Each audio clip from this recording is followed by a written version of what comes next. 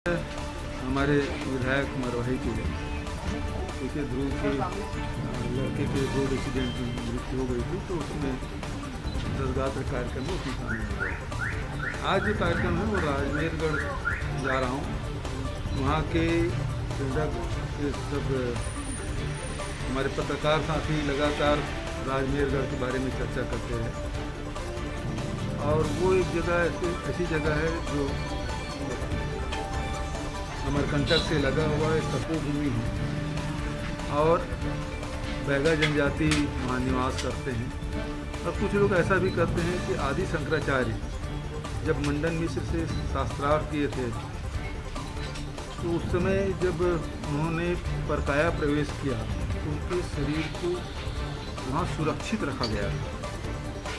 तो वो जो जगह है हमारे लिए बहुत महत्वपूर्ण है और उसे तपोवन के रूप में विकसित हम लोग करेंगे, और ताकि लोग अमरकंटक तो जाते ही हैं, हमारे लगे हुए क्षेत्र को भी उस प्रकार से विकसित करें, ताकि जो दूर दूर से जो श्रद्धालु आते हैं, जो मेडिटेशन करना चाहते हैं, ध्यान करना चाहते हैं, ऐसे लोगों की व्यवस्था होगी। उसी प्रकार से ये सीमेंट वगैरह से अलग हट के उनको निर्माण किया जाएगा।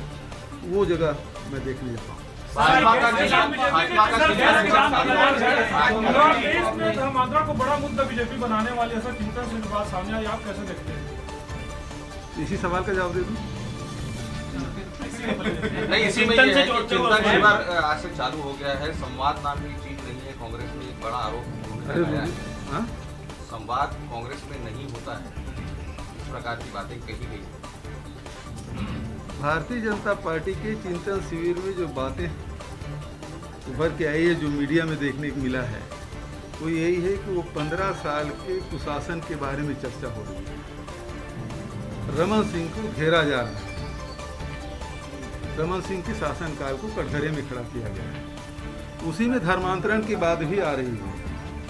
और भारतीय जनता पार्टी के शासनकाल में जितने भी चर्च बने हैं, वो आंकड़े उठा के देख लीजिए कि सर्वाधिक यदि चर्च बने छत्तीसगढ़ बनने के बाद, तो वो भारतीय जनता पार्टी के शासनकाल में बने हैं। तो ये उल्टा चोर कोतवाल को, आज जब सत्ता में नहीं है तो उनको सत्ता में वापसी के लिए धर्मांतरण का एक सहारा चाहिए। जबकि सबसे ज़्यादा यदि चर्च बने हैं तो भारतीय जनता पार्टी के शासनकाल में बने हैं। हम सब अलग अलग धर्म को मानने वाले लोग हैं।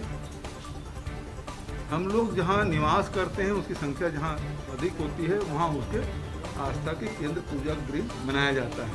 यदि कोई हिंदुओं की बस्ती है तो वो मंदिर बन जाएगा, यदि सतनामियों की बस्ती है तो वहाँ जैत खाम बन जाएगा, यदि सिखों की बस्ती है तो वहाँ गुरुद्वारा बन जाएगा, जहाँ मुसलमान की बस्ती है वहाँ मस्जिद बनेगा, तो जहाँ ईसाई ज़्यादा हैं तो वहाँ चर्च बनेगा। तो पहले वो समुदाय जाता है, उसके बाद ही ये पूजा गृह बनते हैं। तो भारतीय जनता पार्टी में जितने भी चर्च बने बस्तर में, उस आंकड़े को देख लीजिए, सर्वाधिक यदि चर्च बने हैं तो रमन सिंह के शासनकाल में। ये किस मुझे बात करते धर्मांतरण की? और मैं तो पहले भी बोल चुका हूँ कि ये धर्म है, धर्म मानने के लिए संविधान में व्यवस्था है कि किसी भी धर्म को आदमी स्वीकार कर सकता है, लेकिन यदि जबरिया किया गया तो एक भी केस छत्तीसगढ़ में बताया उसके खिलाफ सख्त कार्रवाई की जाएगी। रसोई गैस के दाम 25 रुपए बढ़ चुका है। रसोई गैस का दाम जो है पिछले महीने भी 25 रुपए बढ़ा था। जिस तरह से कोविड से लोग आर्थिक तंगी से जूझ रहे हैं, दूसरी ओर महंगाई की लोग अब हेमा जी को और स्मृति जी को खोज रहे हैं, वो कब गैस सिलेंडर लेके सड़कों पे बैठेंगी, क्योंकि आए दिन गैस सिलेंडर बढ़ रहा है कि कीमतें बढ़ रही है, लेकिन ये लोग मौन हैं। 5 रुपये भी बढ़ जाता था तो ये लोग सड़कों पर उतर आते थे, लेकिन रोज़ 25 रुपये बढ़ रहा है। ऐसा कोई सप्ताह नहीं जा रहा है जिसमें पेट्रोल, डीजल और रसोई गैस की कीमत नहीं बढ़ रही है। अब तो जो औद्योगिक गैस सिलेंडर उसके भी रेट बढ़ गए हैं। तो महंगाई तो चरम पे है। इनको नियंत्रण करना नहीं आ रहा है, बल्कि देश के संपत्ति को लगातार बेचने का काम कर रहे हैं। जो हमारे पूर्वजों ने अपने खून पसीने से जिसको निर्माण किया उसको लगातार बेचने का काम कर रहे हैं। नया निर्माण तो कर नहीं रहे, बल्कि जो है उसे बेचने का काम कर रहे हैं और महंगाई चरम पे है। जनगणना को लेकर के आपने ऐप आज शुरू किया है और इससे पहले आपने जो भूमिहीन न्याय योजना है उसकी भी एक शुरुआत की है कि पंजीयन आ सकते होगा, थोड़ा उसके बारे में। देखिए हम लोगों ने जो 27% ओबीसी को आरक्षण देने का, एससी को 13% और जो 10% जो लोकसभा में भारत सरकार ने जो पारित किया, जो अपर क्लास के हैं लेकिन वो गरीब हैं, तो इनके आंकड़े हम लोग जारी किया। कुछ लोग हाई कोर्ट गए, हाई कोर्ट के निर्देश पर क्वांटिफाइबल डाटा, उसके डाटा इकट्ठा करने के लिए उसको आयोग बनाया गया और उसी का ऐप आज मैंने लॉन्च की है ताकि कोई भी व्यक्ति उस ऐप के माध्यम से अपना रजिस्ट्रेशन करा सकते हैं, चाहे अपर क्लास के जो गरीब लोग हैं और पिछड़े वर्ग के लोग उसमें उस ऐप में अपना नाम रजिस्टर कर सकते हैं। आज मैंने भी किया है।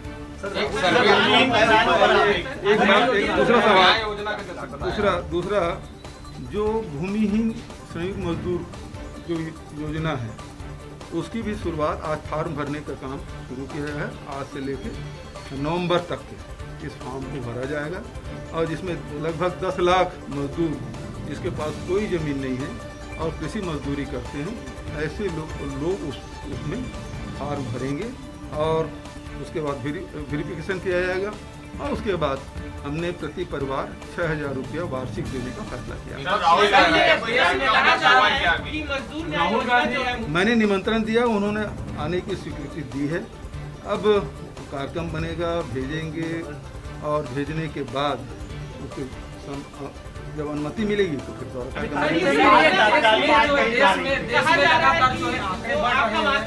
कहा जा रहा है